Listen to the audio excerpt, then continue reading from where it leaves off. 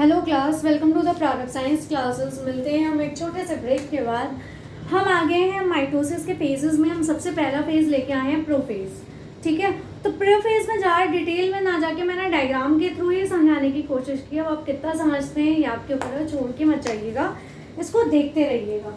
ठीक है, माइटोसिस में क्या होता है, जो सबसे पहला डिवीजन है वो कैरियोकाइनेसिस होता है।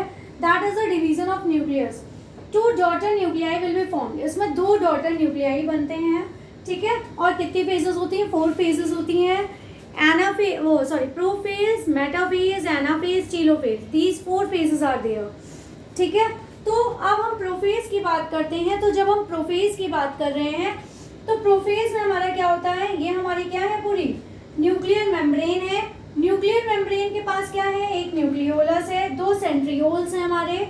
ठीक, और हमारे क्रोमोसोम्स हैं जो कि बिखरे हुए पड़े हैं, नेटवर्क लाइक स्ट्रक्चर की तरह पड़े हुए हैं।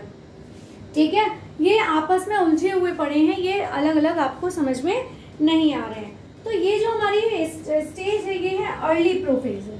ठीक, अर्ली प्रोफेज है जो कि हमारी एज अ इंटरफेज है। ठीक है, कैसी है ये, हमारी इंटरफेज की तरह हमारी ये अर्ली प्रोफेज है।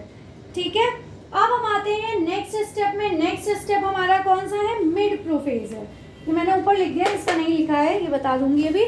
तो अब हमारा आता है मिड प्रोफेज। मिड प्रोफेज में क्या है, ये हमारा न्यूक्लियोलस हो गया, ये हमारे 2 सेंट्रियोल्स हो गए, ये सेंट्रोमियर हो गया। ये जो हमारा था, जो ये हमारे क्रोमेटिन थ्रेड्स पड़े होते थे जिन्हें हम क्रोमोसोम्स के नाम से जो लिखा हुआ था।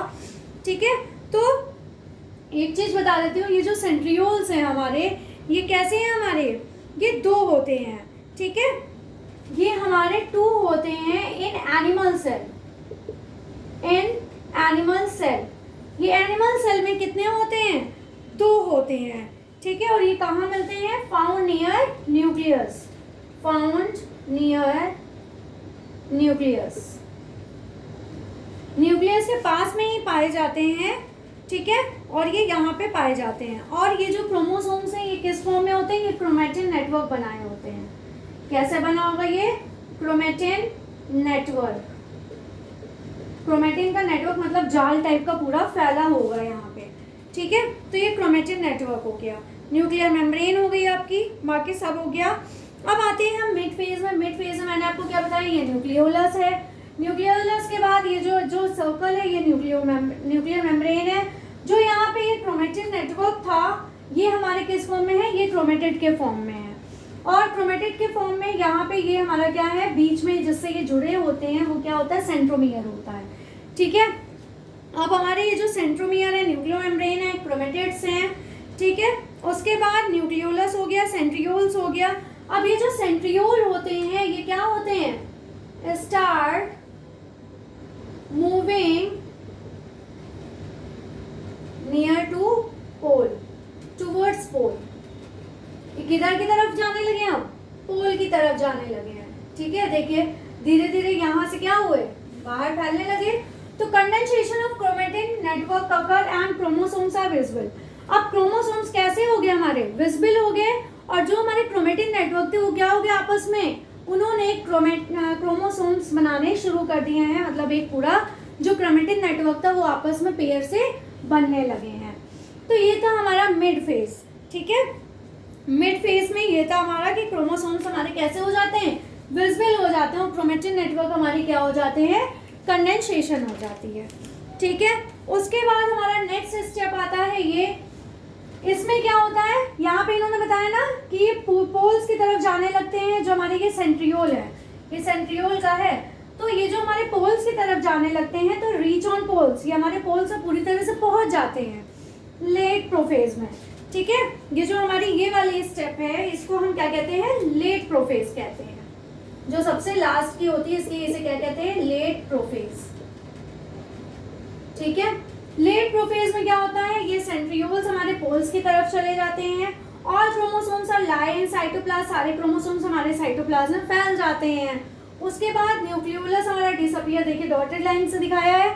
तो यहाँ पे क्या होता है, धीरे धीरे ये जो न्यूक्लियोलस है ये हमारा डिसअपियर हो जाता है। न्यूक्लियर मेम्ब्रेन ये जो बनी हुई है ये भी क्या हो जाती है, डिसअपियर होती है। यहाँ पे कई चीजें हमारी चली जाती हैं।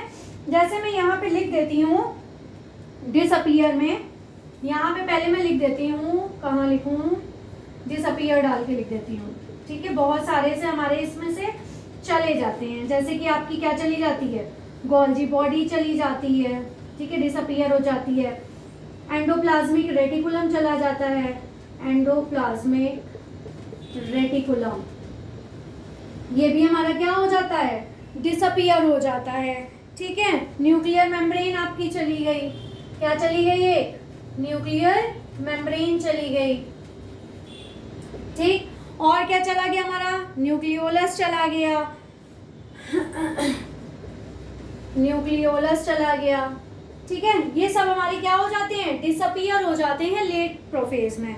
Sometimes spindle fibre are seen, कुछ टाइम क्या होता है कि लेट प्रोफेजों में स्पिंडल फाइबर देखने को मिल जाते हैं। तो इस फेज में हम एक चीज लिख सकते हैं, नोट डाल के लिख सकते हैं क्या, sometimes spindle fibre are seen here in late prophase, ठीक है। कई बार क्या होते हैं, कुछ हमें स्पिंडल फाइबर देखने को यहाँ पे मिल जाते हैं, किस में देखने को मिल जाते हैं, हमें लेट प्रोफेज में देखने को मिल जाते हैं। तो ये था हमारा पूरा, कौन सी फेज थी ये, प्रोफेज थी। इसके बाद जो बची हमारी मेटाफेज, एनाफेज, टीलोफेज, ये तीनों फेज कोशिश करूंगी एक ही क्लास में आपको दे दूं मैं। तो ये हमारा था माइटोसिस की पहली फेज, ये थोड़ा सा लंबा था और डायग्राम से समझाना था, इसलिए मैंने अकेले इसी को रखा है, ठीक है। तो देखते रहिए मेरी क्लासेस, प्रारा साइंस क्लासेस, प्यार देते रहिए मुझे, प्लीज़ ज़्यादा से ज़्यादा सब्सक्रिप्शन दीजिए, please like share and subscribe my channel. Thank you and take care class.